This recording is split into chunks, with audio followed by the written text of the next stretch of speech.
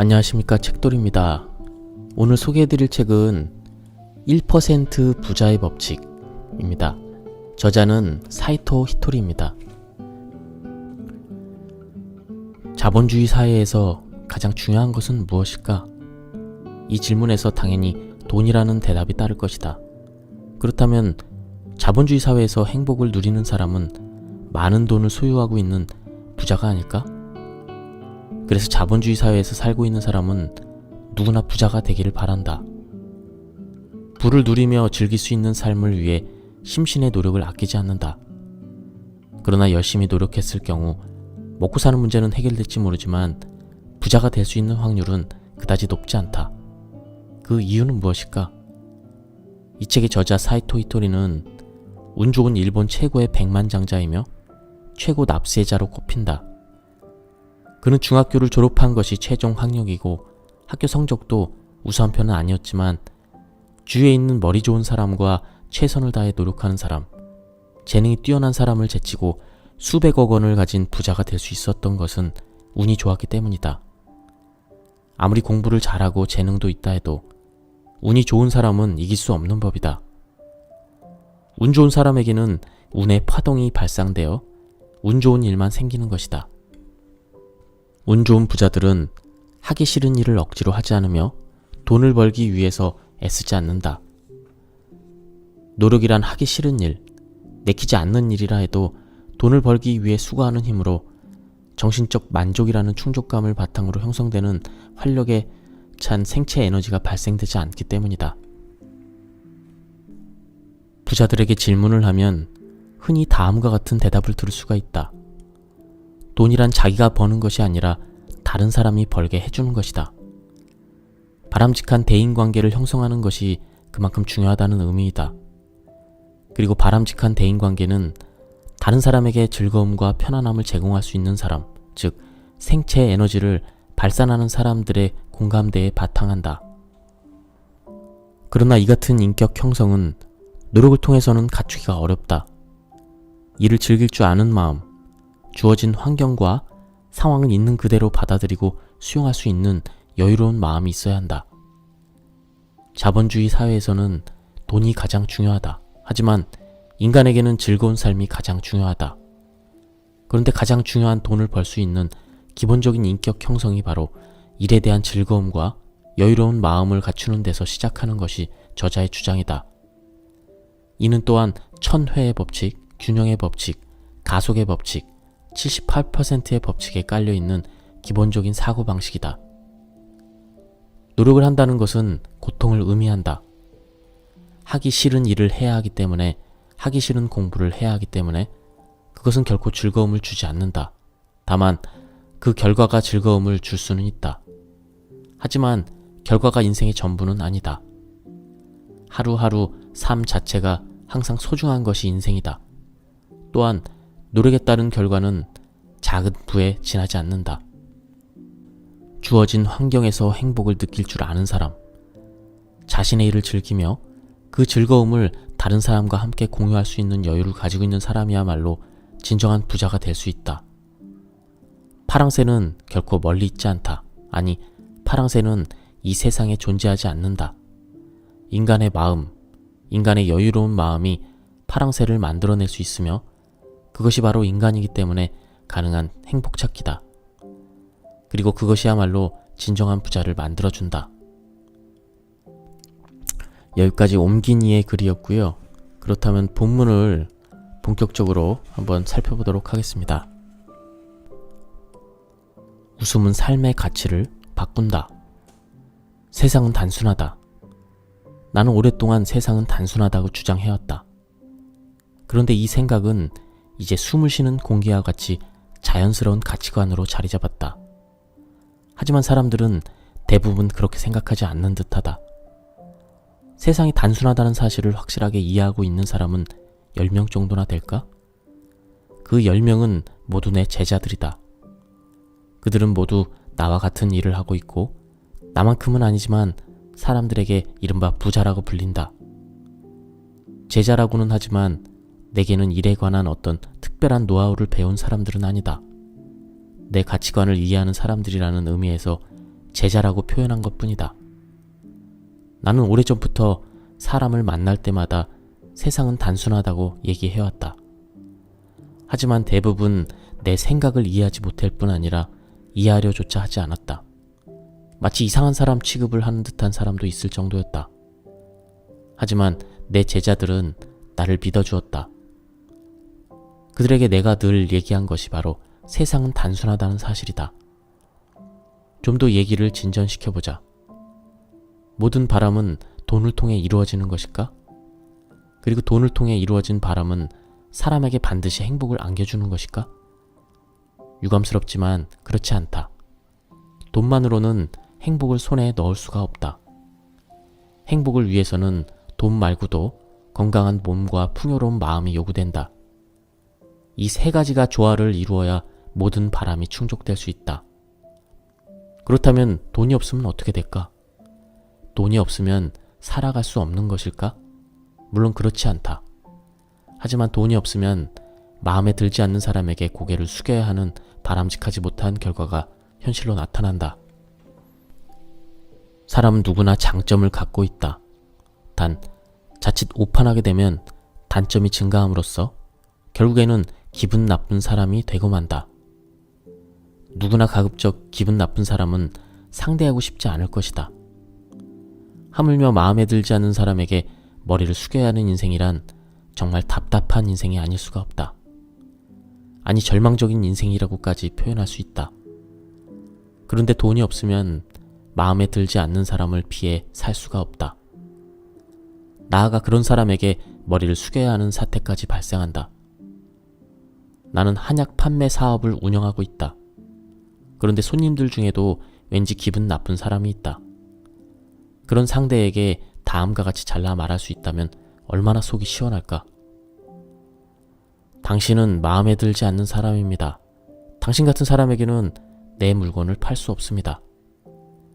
하지만 보통 사람들은 그런 말을 하기 어렵다. 즉, 기분 나쁜 사람이지만 물건을 팔지 않으면 돈을 벌 수 없다는 생각 때문에 꾹 참고 사는 사람이 많다. 그러나 나는 마음에 들지 않는 손님에게는 물건을 팔지 않아도 된다. 나는 부자니까. 부자인 덕분에 마음에 들지 않는 손님에게 머리를 숙이지 않고도 사업을 할 수가 있다. 따라서 이처럼 행복한 일은 없다. 얼마나 단순한가? 행복을 향한 첫걸음은 웃음. 나는 부자니까 마음에 들지 않는 손님의 비위를 맞추지 않아도 된다고 치자. 그렇지 않은 사람은 어떻게 해야 될까? 그 해답은 바로 웃음이다. 마음에 들지 않는 손님은 상대하지 말고 그 밖에 보통 손님들은 웃는 얼굴로 접대한다. 웃는 얼굴로 접대하면 손님은 반드시 기분이 좋아진다. 이 세상에 웃는 얼굴을 싫어하는 사람은 없으니까. 단, 그냥 웃기만 해서는 안 된다. 상대방에게 좀 더 즐거움을 안겨줄 수 있는 웃음에는 어떤 것들이 있는지 생각해본다. 그렇게 하면 그 생각 자체가 즐거움을 안겨줄 뿐 아니라 그와 동시에 매상도 껑충 뛸 것이다. 자기 자신도 즐겁고 매상도 올라간다면 그야말로 행복을 향해 나아가는 첫걸음이 아닐 수 없다. 사업의 기본은 사람들에게 호감을 얻는 데 있다. 그리고 사람들에게 호감을 얻는 방법 중에 웃는 얼굴이 있다. 음식점이든 야채 가게이든 손님들은 한 끼 식사를 해결하거나 물건을 사기 위해서만 가게 문을 열고 들어서는 것이 아니다. 뭔가 즐거운 일이 있을 것 같은 기대를 안고 찾아온다.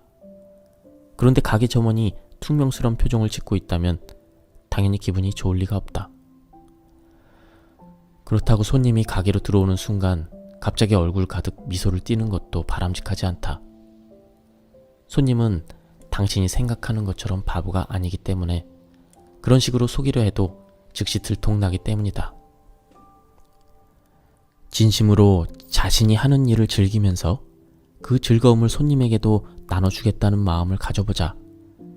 그 순간 매상이 껑충 뛰는 소리를 들을 수 있을 것이다. 웃는 얼굴로는 부정적인 발상을 할 수 없다. 나는 사업을 하기 때문에 아무래도 장사꾼의 눈으로 사물을 보기 마련이다. 이는 직장인도 마찬가지다. 직장인들 또한 가능하면 마음에 들지 않는 상사나 거래처와는 상대하고 싶지 않을 것이다. 따라서 마음에 들지 않는 상대에게 당당하게 큰 소리를 칠 수 있다면 그것이 직장인으로서의 행복을 향한 첫걸음이라고 생각할 것이다. 그렇다면 어떻게 해야 할까? 장사하는 사람과 마찬가지로 직장인도 상사나 거래처의 마음에 들 수 있는 방법을 연구해야 한다. 그리고 그 결과는 역시 웃음이다. 항상 상대방의 기재에 부응할 수 있는 듯한 그런 진심이 깃들어진 밝은 얼굴을 유지하는 자세가 중요하다. 웃는 얼굴을 유지하면 마음에 들지 않는 사람들이 주위에서 저절로 사라진다. 웃는 얼굴이 모든 것을 바람직한 방향으로 이끌어준다. 그리고 웃는 얼굴을 유지하고 있으면 사고방식도 자연스럽게 긍정적으로 바뀐다.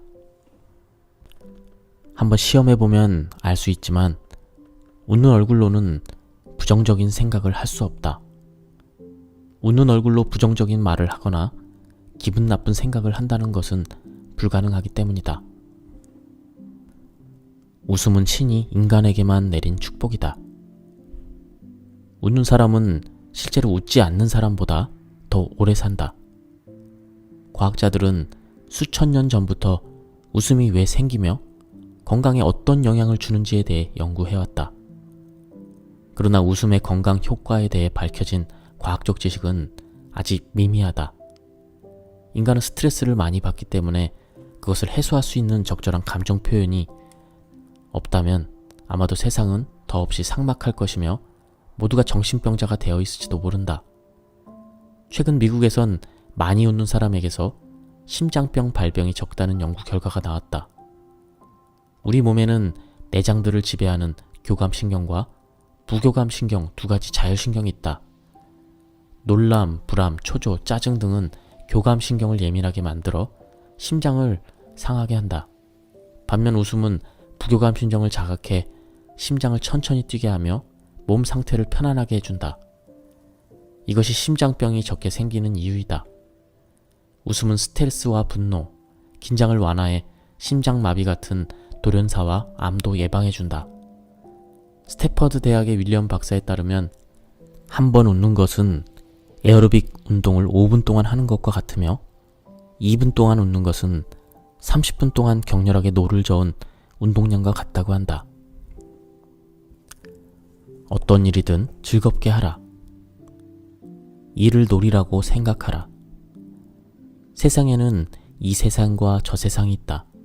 저 세상에는 천국과 지옥이 있다. 사람은 천국으로 가기 위해 이 세상에서 수행을 한다. 수행이라는 말을 들으면 왠지 고통스러운 체험으로 느껴질 것이다. 하지만 사실은 고통스럽게 수행한다고 해서 천국에 가는 것은 아니다. 즐거운 마음으로 수행해야 한다. 나 또한 다른 사람들 눈에는 놀고 있는 것처럼 비칠지 모르지만 동시에 수행을 쌓고 있다. 이런 방식을 유행이라고 부른다. 모든 수행이 놀이라는 의미이다. 이 세상 모든 만물의 현상은 수행이고 놀이이다. 노는 것을 주체로 삼는 수행이라고 할 수 있다. 하지만 사람들은 대부분 회사나 가정에서 지나칠 정도로 진지하게 행동한다. 지나치게 진지하기 때문에 사소한 문제에도 눈꼬리를 치켜뜨며 화를 낸다. 이를 놀이라고 생각하면 어떤 문제가 발생하더라도 화를 낼 필요가 없다.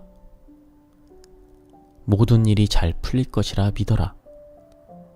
내게는 10명의 제자가 앞에 서 있다고 소개했다. 그들은 저마다 회사를 경영하고 있는 사장이다. 그들 회사에는 수많은 직원들이 일하고 있다. 직원들과 내 제자들 간에는 회사 조직상 상하관계가 존재한다. 나와 내 제자들 사이에도 물론 상하관계가 존재한다. 그렇다면 그들 회사에서 일하는 직원들과 나는 어떤 관계에 있는 것일까? 일반적으로 생각하면 나는 대사장이다. 내 제자들보다 높은 위치에 있으니까 매우 위대한 존재라고 생각할 것이다. 하지만 제자들의 회사를 방문했을 때 나를 향해 고든 자세로 정중하게 인사하는 직원은 한 명도 없다. 이유는 간단하다. 나는 그들의 고객이 아니기 때문이다. 그들이 머리를 숙이는 대상은 상품을 구매해주는 고객뿐이다. 즉, 신경을 쓰거나 머리를 숙이는 대상은 고객뿐이다. 고객이 아닌 나를 상대로 신경을 쓰거나 머리를 숙일 필요는 전혀 없다. 내가 신경을 쓰는 것만큼 쓸데없는 낭비는 없기 때문이다. 내게 신경 쓰지 않기 때문에 직원들은 매우 즐거운 마음으로 일을 한다. 따라서 일에 좀 더 집중할 수 있고 실적도 올라간다. 재밌는 점은 내 얼굴을 보면 모두가 손뼉을 치며 즐거워한다는 것이다. 흔히 사람들은 혹시 실패하지 않을까 하는 불안감 때문에 눈꼬리를 치켜뜨고 화를 낸다. 절대로 실패하지 않는다고, 반드시 일이 잘 풀릴 것이라고 생각하면 화를 내고 싶은 마음이 들지 않는다. 이 부분은 내용이 너무 좋아서 한 번 더 읽어보겠습니다. 절대로 실패하지 않는다고, 반드시 일이 잘 풀릴 것이라고 생각하면 화를 내고 싶은 마음이 들지 않는다. 내가 경영하는 회사에는 내게 꾸중을 듣는 직원이 한 명도 없다. 어차피 일은 잘 풀릴 것이기 때문에 화를 낼 필요가 없다. 일이 잘 될 것인지 불안하게 생각하는 사람이나 혹시 실패할지 모른다고 생각하는 사람이 매일 엄청난 에너지를 들여가며 쓸데없이 화를 낸다.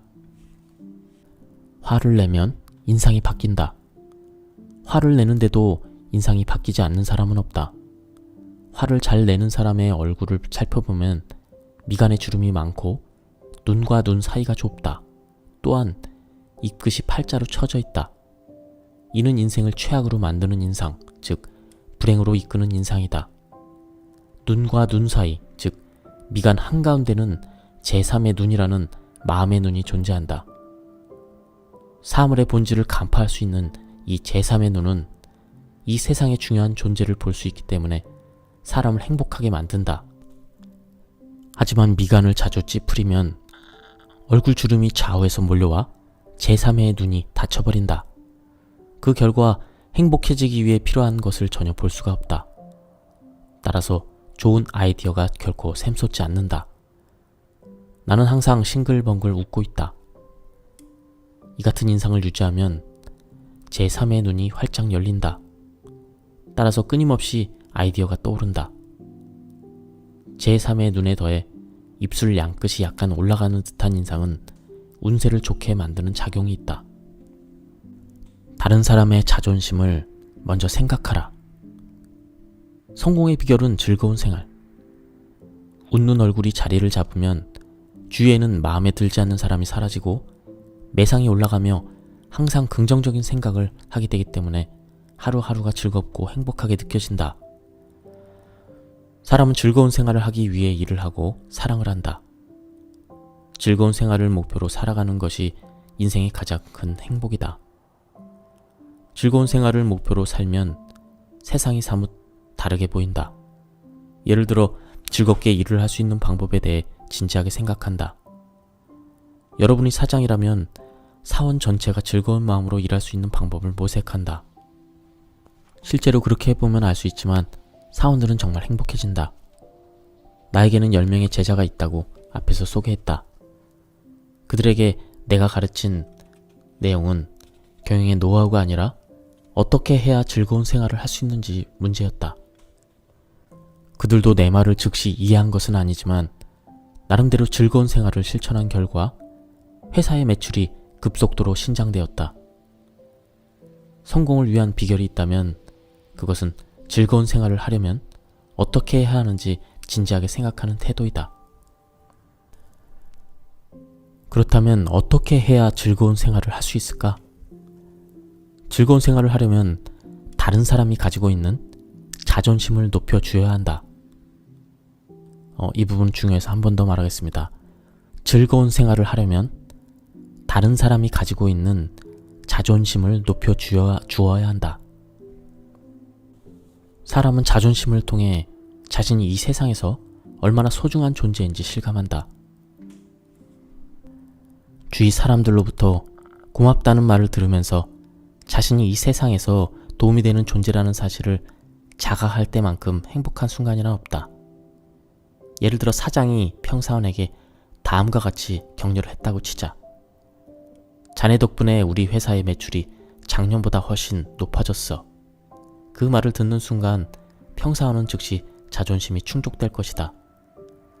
그래, 나는 이 회사에서 중요한 인물이야. 이 회사에 없어서는 안 되는 사람이야. 좋은 차를 타고 좋은 집에 사는 것도 형식적으로는 자존심을 충족시켜주는 행위이다. 사람은 바로 이 자존심을 충족시키기 위해 살아가는 존재인지도 모른다. 하지만 사람은 자신의 자존심을 충족시키는 한편 다른 사람의 자존심을 강탈하려 한다. 다른 사람의 결점을 날카롭게 지적하는 것으로 자신의 자존심을 충족시키려는 사람이 그 대표적인 예라고 할 수 있다. 다른 사람을 깎아내리는 데 에너지를 소비하는 삶도 있다. 이처럼 한심한 행동은 없다. 다른 사람의 결점을 찾아 그것을 지적한다고 해도 자신에게 도움이 되는 것은 전혀 없다. 성공하려면 즐거운 생활을 하면 된다. 이를 위해서는 다른 사람의 자존심을 높여주어야 한다고 앞에서도 말했다. 요컨대 다른 사람의 자존심을 충족시켜주는 태도가 중요하다.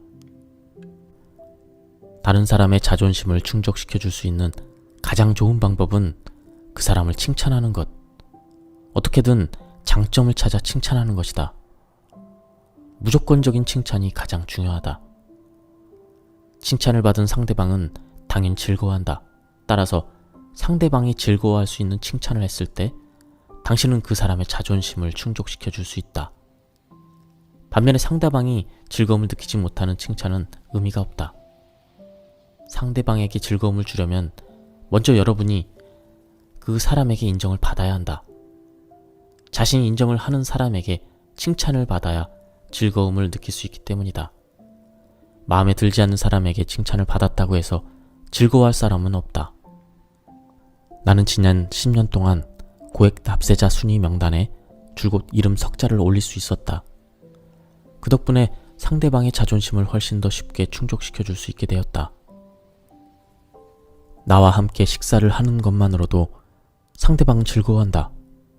따라서 상대방을 칭찬하기도 쉬워졌고 상대방의 자존심을 충족시켜 주기도 용이해졌다. 단 신경을 써야 할 부분도 있다. 예를 들어 여러분이 성공을 해서 운전기사를 둔 벤츠를 탈 수 있는 상황에 놓였다고 상상해보자.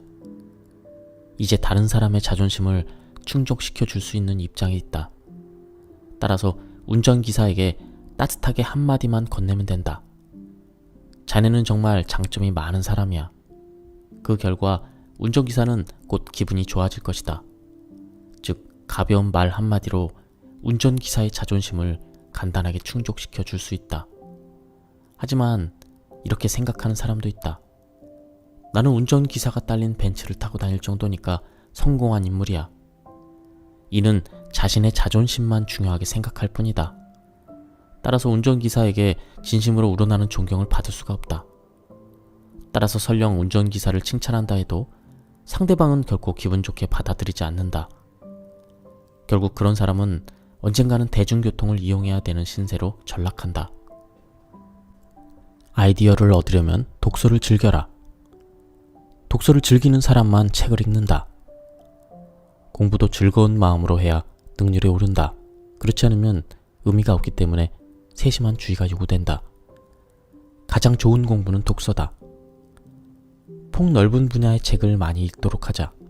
단, 책을 읽는 것이 고통이라면 굳이 독서를 할 필요는 없다. 독서를 즐기는 사람만 책을 읽는다. 학창시절에는 열심히 공부했던 사람들도 막상 사회에 진출하면 좀처럼 책을 읽지 않는다. 이는 잘못된 행동이다. 사회로 나온 뒤에는 학창시절보다 훨씬 더 많은 책을 읽어야 한다. 사회에서 공부란 곧 행복의 키워드인 돈과 직결되기 때문이다. 그렇다면 책을 읽지 않는 사람은 어떻게 될까? 마음속으로 술을 만든다고 가정해보자. 머릿속에 소주와 된장밖에 들어있지 않는 사람은 결코 우아한 칵테일을 만들 수 없다. 독서 또한 이와 비슷한 맥락이 있다. 칵테일을 아이디어로 치환해보면 쉽게 이해할 수 있을 것이다. 아이디어를 바탕으로 시작한 일은 실패하지 않는다. 아이디어는 다양한 종류의 재료들이 조합을 이룬 결과로 나타난다. 아이디어란 머릿속에 들어있는 재료의 양과 비례한다. 머릿속에 재료가 없으면 아이디어는 나오지 않는다. 반면에 다양한 재료가 들어있으면 당연히 아이디어는 풍부해진다. 계획은 사람의 능력이지만 아이디어는 신의 능력이다. 사람이 세운 계획은 좌절되는 경우가 많다. 하지만 아이디어를 바탕으로 시작된 일은 결코 실패하지 않는다. 머릿속에 들어있는 재료들이 많으면 많을수록 다양한 아이디어가 샘솟는다. 신이 이들 재료를 바탕으로 삼아 아이디어를 이끌어주기 때문이다. 아이디어를 낳으려면 책을 읽는 것이 가장 좋다. 나는 사람들에게 주로 역사 소설을 권한다. 그리고 역사 소설을 읽을 때는 특히 등장인물의 죽음에 주목해야 한다. 역사 소설이기 때문에 모든 등장인물들이 마지막에 죽기 마련이다. 하지만 운이 강한 사람은 어정쩡한 죽음을 맞이하지 않는다. 역사 소설을 통해 배울 점은 매우 많다. 역사상 인물들을 다룬 이야기는 아이디어의 창고라고 말할 수 있다. 아이디어를 낳는 머릿속 재료란 대체 어떤 것일까? 쉽게 설명하자면 소주나 된장, 칵테일이라는 음식이다. 하지만 학교에서 공부하는 방정식이나 화학기호는 일종의 광물, 즉 먹을 수 없는 돌이나 금속과도 같다. 사회에 도움이 되는 것이 아이디어인데 이것을 낳는 재료는 광물이 아니라 유기물에 해당되는 음식이다. 아무리 학교에서 열심히 공부해도 머릿속으로 들어오는 것이 광물뿐이라면 사회생활에 도움이 될 수 없다. 일본 최고의 명문 도쿄 대학을 우수한 성적으로 졸업했다 할지라도 학교에서 배운 것은 사업이나 장사에 실질적인 도움이 되지 않는다. 광물에 대해 아무리 열심히 공부해도 사용할 장소가 없기 때문이다. 그렇다면 음식에 비유할 수 있는 수업이란 어떤 것일까? 사람들을 기분 좋게 만드는 미소나 다른 사람을 칭찬하는 방법 등이다. 이 같은 수업을 학교에서 받을 수 있다면 도쿄 대학도 사회에 도움이 되는 역할을 할 수 있을 것이다. 독서는 공부가 되지만 TV 시청은 그렇지가 않다. TV가 제공하는 정보에는 사회생활에 도움이 되는 지혜가 없다. TV 정보는 공짜이기 때문이다. 공짜로 손에 넣은 정보는 가치가 없고 가치가 없는 정보는 이익을 발생시키지 않는다. 재료에 재료를 아무리 더해도 결국 재료일 뿐이기 때문이다. 따라서 TV 시청은 시간 낭비라는 사실에 반드시 유념해야 한다. TV뿐만 아니라 공짜로 얻은 책 또한 가치가 없다. 물론 도서관에서 무료로 빌려 읽을 수 있겠지만 그 내용을 어딘가에 써먹을 요량이라면 반드시 값을 치르고 구입해야 한다. 대사를 지불하지 않고 얻은 지식은 정녕 피와 살이 될 수 없다. 어쨌든 최근 들어 독서 인구가 많이 줄었지만 이 같은 추세는 어쩌면 절호의 기회로 작용할지 모른다. 지금부터 책을 많이 읽으면 다른 사람보다 훨씬 더 많은 재료를 머릿속에 입력시킬 수 있기 때문이다. 모든 사람이 책을 선호한다면 아무리 열심히 읽어도 크게 두드러져 보이지 않는다. 하지만 자신만이 많이 책을 읽는다면 다른 사람들과 커다란 격차를 둘 수 있다. 따라서 지금이 바로 책을 읽을 절호의 시기이다. 오늘은 여기까지 즐거운 마음으로 살아라는 챕터를 한번 알아봤습니다. 다음 시간에는 나는 행복해 라고 입버릇처럼 말하라 챕터를 한번 보도록 하겠습니다. 여기까지 들어주셔서 감사합니다. 즐거운 시간 보내십시오.